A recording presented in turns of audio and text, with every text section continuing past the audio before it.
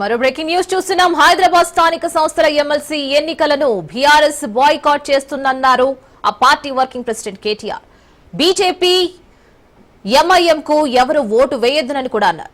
MLC ఎన్నికల్లో ఎవరికి vote వేయొద్దునని తెలిపారు. ఎమ్మెల్సీ ఎన్నికల్లో ఓటు ఉన్న బీఆర్ఎస్ పార్టీ ఎమ్మెల్యేలు, ఎమ్మెల్సీలు, కార్పొరేటర్లు ఎవరు ఓటుకు వెళ్లొద్దునని కూడా అన్నారు. మరి ఆ రోజు ఎన్నికల్లో పాల్గొనవద్దునని విప్ కూడా ఇస్తానంటున్నారు.